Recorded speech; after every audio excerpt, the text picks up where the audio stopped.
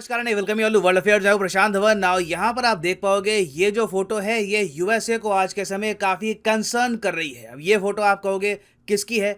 ये फोटो है Vostok 2022 military exercise की, जहां पर इंडिया, रशिया, चाइना समेत कई और देश जैसे कि अर्मेनिया, उसके अलावा कजाकिस्तान, किर्गिस्तान, ये सब पार्टिसिपेट कर रहे हैं। और यहाँ पर आप देख पाओगे पीछे आपको दिखेंगे रशियन सोल्जर, ये इंडियन सोल्जर यहाँ पे आ गया, और पीछे आपको चाइनीज सोल्जर भी दिखेंगे। और ये ऑफ कोर्स यहाँ पे आपको दिख रहा होगा एक एजरबाईजानी सोल्जर। और यूएसए ने ऑफिशियली कहा है कि हम इस बात को लेकर काफी कंसर्न है कि इंडिया ने अपनी मिलिट्री भेज दी है रशिया में वॉस्टॉक 2022 मिलिट्री एक्सरसाइज में पार्टिसिपेट करने के लिए। हालांकि यूएस ने आगे ये ऐड किया है कि हम इंडिया पर कोई एक्शन लेने नहीं वाले, क्योंकि इन दी एंड यहाँ पर इंडिया की मर्जी है, उनकी फॉरेन पॉलिसी इंडिपेंडेंट है, वो अगर कुछ करना चाहें कर सकते हैं।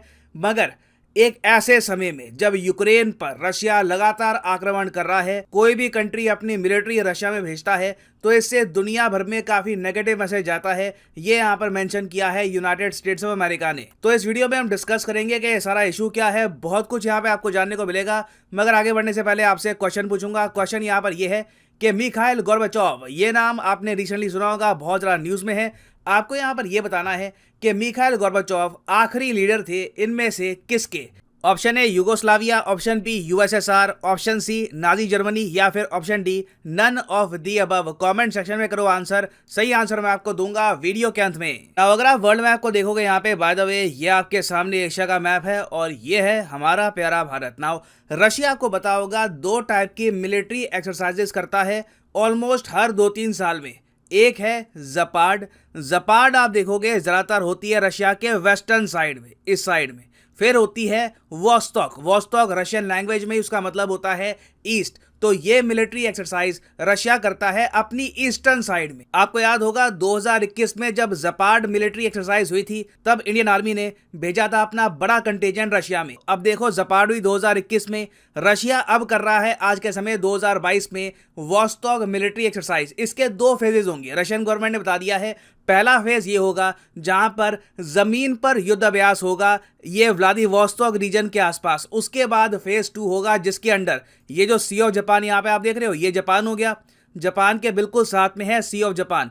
तो यहाँ पर जो नौसेनाएं हैं एजरबाईजान, रशिया, चाइना, दुनिया भर के और देशों की, ये यहाँ पर करेंगे युद्ध अभ्यास। जापान इस सब को लेकर बहुत नर्वस है। बहुत ज़रा जापान ने प्रोटेस्ट भी किया है कि क्यों युद्ध अभ्यास किया जा रहा है सी ऑफ जापान में, मगर रशिया यहाँ पर सुन नहीं रहा जापान की। और मैंने आपको अपनी प्रीवियस वीडियो में बताया था कि इंडिया ने अभी तक एक काम ये किया है कि हम इस मिलिट्री एक्सरसाइज वॉस्टॉक का जो फेज 1 होगा, जहां पर थल सेना का यहाँ पर रोल होगा, उसमें तो पार्टिसिपेट करेंगे, मगर हम अपनी नेवी रशिया में नहीं भेजने वाले, क्योंकि इससे जापान थ्रेटेंड फील करेगा कि एक ही साथ इंडिया, चाइना, रशिया सारे ही आ गए हैं। That will be very bad for Japan. तो हम लोगों ने यहाँ पर ऑब्वियसली ये अज्यूम किया कि सिंस हम क्वाड के प्रति दिखा रहे हैं इतनी ज़रा सेंसिटिविटी, हम जापान के लिए एक युद्ध अभ्यास के पूरे फेज में पार्टिसिपेट नहीं कर रहे। इवन दो रशिया काफ़ी इंपॉर्टेंट कंट्री है इंडिया के लिए, हमने एज्यूम किया कि यूएस, जापान इस जेस्चर को अप्रिशिएट करेंगे, इंडिया की प्रशंसा करेंगे। मगर यूएसए कह रहा है कि ये भी काफ़ी नहीं है, आपको तो पूरी जो ये मिलिट्री एक्सरसाइज है इसमें ही पार्टिसिपेट नहीं करना चाहिए था। तो अगेन मैं यहाँ पर ये कहूँगा, कभी भी ना लाइफ में अगर आपको किसी का पर्सपेक्टिव समझना है, क्योंकि लाइफ में देखो कोई ईवल नहीं आपको मिलेगा, हर आदमी का एक पॉइंट ऑफ व्यू होता है, वो एक चीज़ को अलग तरीके से देखता है। ना हम लोग इसको ऐसे देख रहे हैं वॉस्टॉक 2022 को कि रशिया को हम आइसोलेट होने नहीं दे सकते एक ऐसे टाइम में जहां पर European companies, south Korean companies, Japanese companies, even American companies सबने पुल आउट कर लिया रशिया से। कहीं ना कहीं हमको रशिया को दिखाना होगा कि we are your old friends और हम आपके साथ खड़े हैं।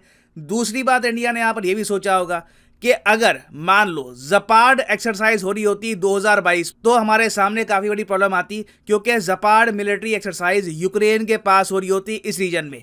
तो सिंस हम यहां पर युद्ध अभ्यास तो करेंगे नहीं, हम करेंगे यूक्रेन से कई हजारों किलोमीटर दूर रशिया की ईस्टर्न साइड में, तो हमने यहाँ पर पार्टिसिपेट किया। मगर यूएस सिंस यहाँ पर कह रहा है कि इंडिया को यहाँ पर पार्टिसिपेट नहीं करना चाहिए था, तो इसके पीछे एक रीजन ये भी हमको ऐड करना पड़ेगा कि चाइना की भी यहाँ पर पार्टिसिपेशन होगी। और ये बात यूएस काफी बार कह चुका है कि इंडिया एक थ्रेट फेस कर रहा है फ्रॉम चाइना। चाइना एक मेजर चैलेंज है फॉर इंडियन मिलिट्री। और बहुत ही जल्द आपको पता होगा कि उत्तराखंड स्टेट में, यहाँ पर उत्तराखंड स्टेट में बिल्कुल चाइना बॉर्डर के करीब। यहाँ पर आप देख पाओगे जो चिमोली डिस्ट्रिक्ट है, यहाँ पर इंडिया और यूएस के जो सोल्जर्स हैं ये एक बड़ा युद्ध अभ्यास करेंगे चाइना को एक मैसेज सेंड करने के लिए कि हाई माउंटेन वॉरफेयर में भी इंडिया और यूएस मिलकर काम करने को तैयार है। तो ओवरऑल जियोपॉलिटिकल कंटेक्स्ट में आप अगर देखो तो इससे एक बड़ा खराब मैसेज आता है कि इंडिया यूएस के युद्धाभ्यास से पहले इंडिया चाइना के सोल्जर्स रशिया में मिलकर युद्धाभ्यास कर रहे हैं, इसलिए यूएसए ने कहा है कि वी आर कंसर्न्ड। अब इस सब के अलावा यूएसए का एक पर्सपेक्टिव यहाँ पर यह भी है कि रशिया हमेशा से एक बहुत ही बड़ा आलोचक रहा है इंडो पैसिफिक और क्वाड का। रशिया खुल के कहता है कि हम किसी इंडो पैसिफिक को नहीं मानते, इंडो पैसिफिक आपने बनाया है चाइना के अगेंस्ट खड़ा होने के लिए। इंडिया काफ़ी बार क्वाड, इंडो पैसिफिक इस सब को डिफेंड करता आया है। तो यूएस यहाँ पे कहता है कि यूजुअली आप अगर देखोगे जियोपॉलिटिक्स में यूएसए पे आरोप लगता है कि ये बाकी कंट्रीज़ की जो प्रॉब्लम है ये समझते नहीं है, मगर यूएस का यहाँ पर ये भी कहना गलत नहीं होगा कि रशिया भी इंडिया की प्रॉब्लम समझता नहीं है चाइना से रिलेटेड। अगर रशिया जेन्युइनली सेंसिटिव होता इंडिया की सिक्योरिटी को लेकर तो कभी भी ये क्वाड के अगेंस्ट कुछ ना बोलते, क्योंकि क्वाड का रशिया पर कोई इंपैक्ट नहीं आने वाला। Quad is simply made for China. तो यूएसए का कंसर्न होने का जो रीजन है उसमें एक एस्पेक्ट ये भी आता है कि जब रशिया केयर नहीं करता इंडिया के स्ट्रेटेजिक इंटरेस्ट की, चाइना से रिलेटेड जो हमारे टेंशन है उसकी ये लोग इतनी केयर नहीं कर रहे, तो इंडिया एक ऐसे युद्धाभ्यास में पार्टिसिपेट क्यों कर रहा है जहां पर रशिया और चाइना दोनों होंगे। Geopolitically it does not make a lot of sense. तो ये देखिए बहुत ही ज़्यादा मैं कहूँगा एक ट्रिकी डिसीजन था इंडिया के लिए, और देखना होगा लॉन्ग टर्म में कि क्या ये डिसीजन सही था हमारा या फिर हम इसको चेंज कर सकते थे। और ऑब्वियस सी बात है अगर किसी इशू को लेकर इंडिया और यूएसए में कुछ, मैं टेंशन तो वर्ड यूज़ करूँगा नहीं, कुछ डिसएग्रीमेंट्स होंगे तो चाइना वहाँ पर कमेंट करेगा ही। ग्लोबल टाइम्स ने रिसेंटली इस इशू पर एक आर्टिकल पब्लिश किया और यहाँ पर यह कहा कि यूएसए का मेन डर ये है कि इंडिया रशिया के रिलेशंस वापस स्ट्रॉन्ग ना हो जाए, इसलिए यूएस चाहता है कि इंडिया इस मिलिट्री ड्रिल में पार्टिसिपेट ना करे। और आगे इंटरेस्टिंगली आप ये पूरा आर्टिकल अगर पढ़ोगे तो इसमें यह भी लिखा है कि आने वाले कम से कम 8 से लेकर 9 साल में आप देखोगे कि यूएस बहुत ज़्यादा प्रयास करेगा कि इंडिया ऐसी मिलिट्री एक्सरसाइज में पार्टिसिपेट करना ऑल टुगेदर रोक दे। लिटरली यूएसए ने कहा है कि हमारी कोशिश होगी कि इंडिया की जो डिपेंडेंस है रशिया पे हम धीरे धीरे कम करें और इंडिया को अपनी साइड लेके आए। तो आने वाले एक दशक में आप देखोगे, मैं कहूँगा 2020 से लेकर 2030 का जो टाइम है, यहाँ पर जो मेन जियोपॉलिटिकल गेम होने वाली है वो है इंडिया को लेकर कि क्या इंडिया रशिया के साथ अपने टाइज मेंटेन करके रखता है या फिर एक टाइम पे आकर हम ज्यादा प्रो यूएस हो जाएंगे। This will be very interesting to see. ना वापस आते हैं अपने क्वेश्चन की तरफ कि मिखाइल गोर्बाचोव, ये नाम रिसेंटली काफी न्यूज में था, ये आखिरी लीडर थे किसके? तो सही उत्तर यहाँ पे है यूएसएसआर। जी हाँ, यूएसएसआर के आखिरी लीडर मिखाइल गोर्बाचोव ये मर चुके हैं एट द एज ऑफ 91। यहाँ पर आप देख पाओगे Mikhail Gorbachev Soviet leader who ended the cold war.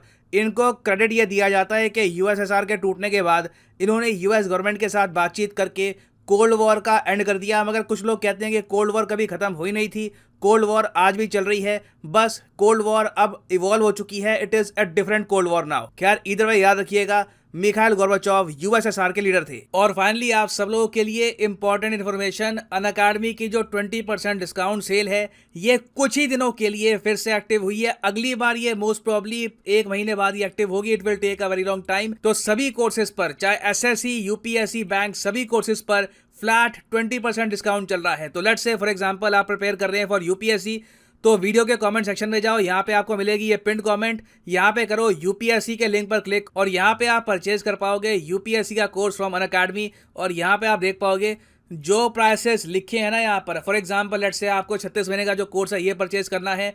अभी आप कॉलेज स्टूडेंट हो, टाइम है 1-2 साल का, आराम से आप रुक कर प्रिपेयर कर सकते हैं फॉर यूपीएससी। तो अगर आप 36 महीने का कोर्स परचेज करना चाहते हैं, जो प्राइसेस यहाँ पर लिखे हैं ये पे करने की जरूरत नहीं है, सिंपली यहाँ पर कोड डालिए PD10 and the prices will start falling. और सिर्फ 2397 रुपीज पर मंथ में आप यूपीएससी की तैयारी कर सकते हैं while sitting at your home through Unacademy. So use the code PD10 and save money. सो इसी नोट के साथ ये है वीडियो का अंत। Thank you for listening and as always God bless you all.